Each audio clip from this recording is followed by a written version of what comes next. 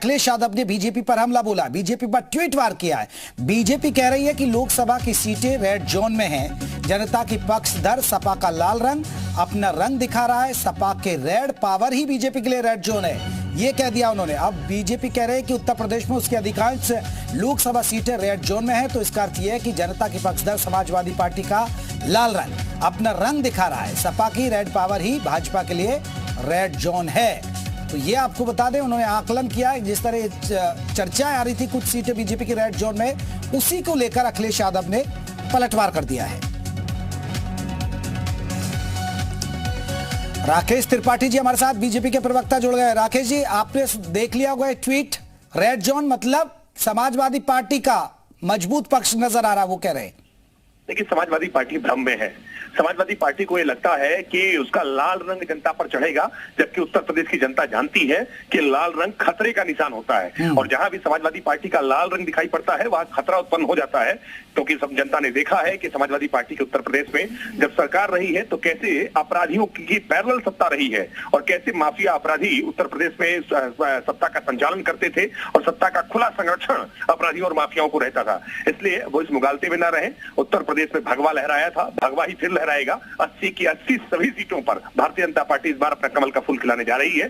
Bharatiya Janata party ने उनके तमाम, जिनको गढ़ कहा करते थे, चाहे वो रामपुर हो, चाहे वो आजमगढ़ हो, एक एक करके हमने सभी गढ़ों को ध्वस्त किया है। कांग्रेस का जो गढ़ अमेठी हुआ करता था, उसको भी हमने ध्वस्त करने का काम किया है। इस बार बारी रायबरेली और मैनपुरी की है। भारतीय जनता पार्टी इस बार रायबरेली और मैनपुरी में भी कमल खिलाएगी। 80 की 80 सीटें भारतीय जनता पार्टी की झोली में डाल करके जनता प्रधानमंत्री नरेंद्र मोदी जी को पुनः एक बार प्रधानमंत्री बनाने के लिए उत्तर प्रदेश सबसे बड़ा योगदान करेगा।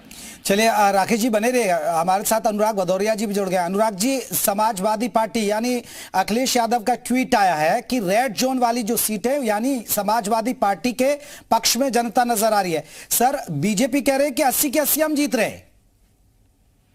अब देखो, एक बात है, जब उनको भी एहसास हो गया है कि भारतीय जनता पार्टी को कि वो हार रहे हैं, उनको इस बात का एहसास हो गया है कि हमारी सीटें गड़बड़ हो रही हैं, तो अब क्योंकि जीतना समाजवादी को, ये जनता समाजवादी के साथ है, क्योंकि जनता के साथ समाजवादी लोग हैं। अब आप देखो 31 दिनों में, अगर लास्ट 31 दिन आप देखोगे तो 22 दिन समाजवादी पार्टी के राष्ट्रीय अध्यक्ष जी 31 दिनों में 22 जिले के अंदर में रहे हैं 42-45 डिग्री की टेम्परेचर की।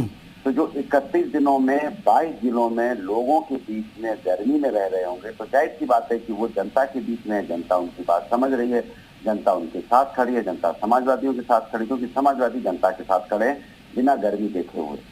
तो इसलिए भारतीय जनता पार्टी को तकलीफ हो रही है, दर्द हो रहा है, लेकिन कोई बात नहीं, होता है। उनसे कहिए हार जीत लगी रहती है, अब हार भी रहे तो क्या दिक्कत है। इस बार हारेंगे, फिर कोशिश कीजिए, बाद में देखा जाएगा। इस बार समाजवादी पार्टी इस बार जीत रही है और जनता ने मैसेज दिया। लेकिन राकेश जी, अगर ये ट्वीट के मायने देखें तो सही तो है, आपकी वाकई में कुछ सीटें रेड जोन है और बताया जा रहा कि आप नॉन परफॉर्मेंस सांसदों के टिकट भी काटेंगे, आप चेहरा भी बदलेंगे, बहुत चीजें आ रही हैं, तो इसका मतलब रेड जोन में है। रेड जोन में यानी विपक्ष उस जगह मजबूत है, आपकी जीत सुनिश्चित नजर नहीं आ रही आपको? नहीं, ये जोन का निर्धारण कौन कर रहा है? भारतीय जनता पार्टी तो किसी को रेड जोन नहीं बता रही है। भारतीय जनता पार्टी के लिए सभी सैफ्रन जोन है, सब भगवा जोन है।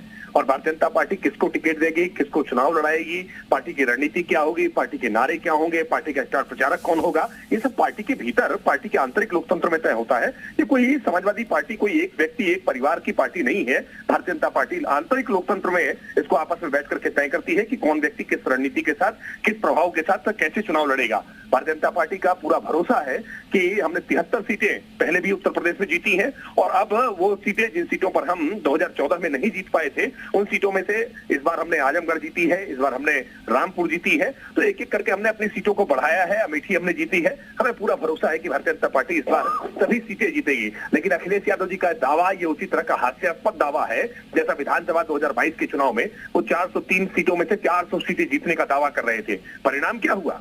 उत्तर प्रदेश में 37 वर्षों का रिकॉर्ड टूटा और योगी आदित्यनाथ जी ने दोबारा मुख्यमंत्री के पद की शपथ ली है। तो इसी तरह से इनका फिर ये दावा इसी तरह से खोखला साबित होगा। भारतीय जनता पार्टी 80 की 80 सीटें जीतेगी, क्योंकि हम ट्रैक रिकॉर्ड के आधार पर कह रहे हैं 73 सीटें जीत चुके हैं और जिन सीटों पर हम जीत नहीं पाए थे उनमें से भी कई सीटें हमने इन 2014 की से लेकर के 2023 तक के बीच में हमने उन सीटों को भी जीता है। हमें पूरा भरोसा है कि जब 2024 के आम चुनाव होंगे तो इन आम चुनावों में फिर हम भगवा लहराएंगे। अनुराग जी, छोटा सा रिएक्शन आपका चाहेंगे? देखिए, मैंने सीधी सी बात कही थी कि समाजवादी पार्टी के राष्ट्रीय अध्यक्ष जी 31 दिनों में 22 जिले के अंदर उत्तर प्रदेश के गए।